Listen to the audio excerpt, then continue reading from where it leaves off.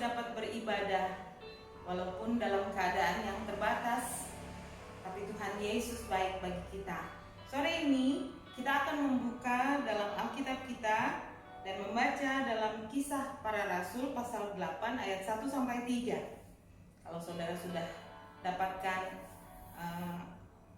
ayat ini, saya akan bacakan buat kita semua. Kisah 8 ayat 1 sampai 3. Saulus juga setuju bahwa Stefanus mati dibunuh.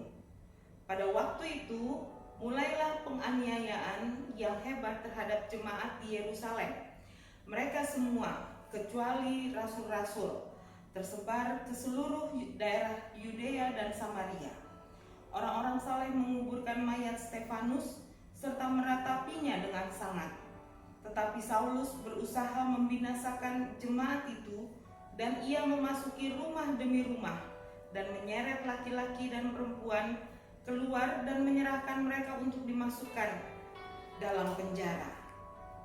Dalam pasal-pasal sebelumnya kita sudah membaca tentang Stefanus yang adalah salah satu dari 7 orang yang dipilih dan diangkat oleh rasul-rasul untuk melayani meja. Karena orang-orang Yahudi tidak dapat mengalahkan hikmatnya, maka mereka menyeret Stefanus ke sidang mahkamah agama dengan tuduhan palsu bahwa Stefanus sudah menghujat Musa dan Allah. Apalagi setelah Stefanus katakan bahwa ia melihat langit terbuka dan Yesus berdiri di sebelah kanan Allah, yang berarti Yesus adalah Allah. Mereka menyeret Stefanus keluar dan melempari dengan batu. Di situ ada seorang muda yang bernama Saulus. Semula ia hanya duduk dan melihat saja bagaimana Stefanus dilempari dengan batu. Tapi kemudian di pasal 8 ayat yang pertama dari kitab Kisah Para Rasul ini, di situ dikatakan Saulus setuju kalau Stefanus dibunuh. Saulus setuju artinya Saulus senang atau menikmati melihat Stefanus dibunuh. Ia bahkan berusaha membinasakan jemaat dengan cara memasuki rumah demi rumah, menyeret mereka dan memasukkan ke dalam penjara, bahkan membunuh mereka. Hal ini ia akui sendiri. Artinya diakui sendiri oleh Paulus dalam Kisah pasal 26 ayat 9 sampai 11 dikatakan, bagaimanapun juga aku sendiri pernah menyangka bahwa aku harus keras bertindak menentang nama Yesus dari Nazaret. Hal itu kulakukan juga di Yerusalem.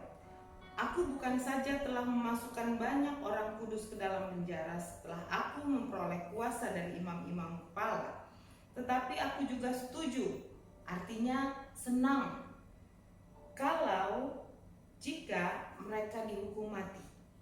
Dalam rumah-rumah ibadat, aku sering menyiksa mereka dan memaksanya untuk menyangkal imannya. Dan dalam amarah yang meluap-luap, aku mengejar mereka, bahkan sampai ke kota-kota asing. Jadi, Saulus setuju, Saulus senang. Bukan saja Stefanus dibunuh, tapi Saulus juga senang kalau jemaat-jemaat, anak-anak Tuhan lainnya dibunuh. Alkitab katakan, sejak itu mulailah terjadi penganiayaan yang hebat terhadap umat Allah di Yerusalem. Orang-orang Yahudi bergembira atas kematian Stefanus, tetapi orang-orang saleh, orang-orang yang percaya meratapi kematian Stefanus. Yohanes pasal 16 ayat 20 katakan, aku berkata kepadamu, sesungguhnya kamu akan menangis dan meratap, tetapi dunia akan bergembira. Kamu akan berduka cita, tetapi duka citamu akan berubah menjadi sukacita. Jauh-jauh hari sebelum peristiwa ini terjadi, Tuhan Yesus sudah pernah katakan kepada murid-muridnya bahwa akan ada waktunya dunia bergembira karena aniaya yang mereka lakukan terhadap anak-anak Tuhan.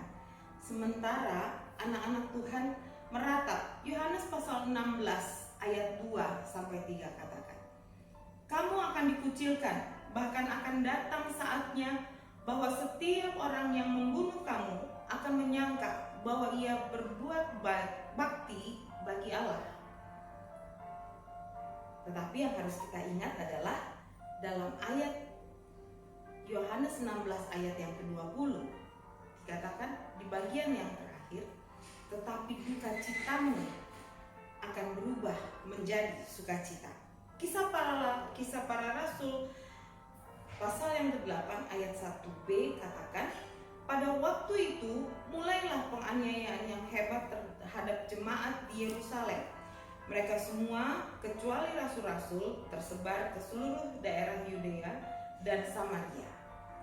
Membaca ayat ini membuat kita mengingat kembali pesan Tuhan Yesus sebelum ia naik ke surga. Kisah 1 ayat 8 katakan, tetapi kamu akan menerima kuasa kalau Roh Kudus turun ke atas kamu, dan kamu akan menjadi saksiku di Yerusalem dan pada waktu itu tetapi kamu akan menerima kuasa kalau Roh Kudus turun ke atas kamu, dan kamu akan menjadi saksiku di Yerusalem dan di seluruh Yudea dan Samaria dan sampai ke ujung bumi. Selama ini murid-murid berkumpul di Yerusalem, tetapi Allah memakai peristiwa penganiayaan jemaat sebagai penggenapan dari rencana Tuhan untuk menjadikan murid-muridnya sebagai saksi yang memberitakan Injil di seluruh Yudea dan Samaria. Di mata manusia, kematian Stefanus adalah peristiwa tragis karena tidak seharusnya terjadi. Namun di mata Tuhan, kematian Stefanus tidak tragis dan tidak sia-sia. Kematian Stefanus adalah bagian dari rencana Allah. Murid-murid tersebar di seluruh Yudea dan Samaria. Injil diberitakan. Kalau kita duduk merenung sejenak, kejadian yang menimpa dunia saat ini, khususnya di Indonesia, masalah COVID-19 membuat kita harus tetap di rumah. Kebaktian atau ibadah secara online seperti saat ini. Tetapi kita harus bersyukur dengan cara ini rumah-rumah ibadah anak-anak Tuhan tiba-tiba menjadi banyak. Tiap kepala keluarga menjadi imam yang memimpin ibadah dalam keluarga. Bukankah ini suatu yang indah? Tuhan dapat memakai segala sesuatu, termasuk penderitaan, penyakit, dan lain sebagainya, untuk mendatangkan kemajuan bagi kerajaan Allah dan kemuliaan bagi namanya. Yohanes 16 ayat 20 katakan di bagian yang terakhir, tetapi duka citamu akan berubah menjadi sukacita. Haleluya. Jangan khawatir, jangan cemas, jangan takut. Segala sesuatu ada dalam kendali Tuhan. Dia memakai segala sesuatu, kejadian yang tidak enak sekalipun, untuk menggenapi rencananya. Kita adalah orang-orang yang berbahagia. Kita adalah orang-orang yang mau dipakai oleh Tuhan, masuk dalam rencana Tuhan yang indah. Haleluya. Tuhan Yesus memberkati kita semua. Mari kita berdoa. Tuhan Yesus, kami datang kepadamu. Kami bersyukur untuk segala sesuatu yang terjadi dalam hidup kami. Sekalipun itu adalah hal yang tidak menyenangkan bagi kami ya Tuhan. Tapi Engkau Allah yang baik itu, Allah yang berkuasa itu, yang selalu dapat memakai setiap keadaan, setiap kejadian untuk penggenapan rencana Allah yang heran dalam hidup kami, orang-orang yang percaya kepadamu. Kami mau masuk dalam rencana Allah yang heran. Kami mau ada di dalam rencana Tuhan yang besar bagi kami. Tuhan tolong kami ya Tuhan. Khususnya pada sore hari ini kami mau berdoa untuk bangsa dan negara kami, untuk pemimpin kami, untuk presiden kami. Tuhan tolong mereka semua ya Tuhan Yesus. Tuhan tolong, Tuhan berikan kekuatan, berikan hikmat akal budi dari sorga, berikan kesehatan tubuh yang baik Tuhan, supaya mereka dapat memimpin negara ini, mengatasi segala masalah dengan baik sesuai dengan kehendak-Mu. Tuhan tolong Jakarta, Tuhan tolong gatep Tuhan tempat tinggal kami, tempat di mana kami beribadah kepadamu. Kami rindu Tuhan Yesus, kami dipakai untuk kemuliaan dan kebesaran nama Tuhan. Marilah Engkau yang melawat, Engkau yang menilik, Engkau yang melihat setiap anak-anak Tuhan. Berikan kami kesukaan, berikan kami damai-Mu ya Tuhan Yesus. Bahkan Engkau melindungi kami dari segala sesuatu, kuasa-kuasa kegelapan, sakit, penyakit, atau apapun juga. Kami terlindung aman di dalam Engkau, dalam nama Yesus. Kami menyerahkan semuanya ini ke dalam tangan Tuhan. Terpujilah Tuhan Yesus kekal selama-lamanya. Terima kasih. Di dalam nama Tuhan Yesus Kristus kami sudah berdoa.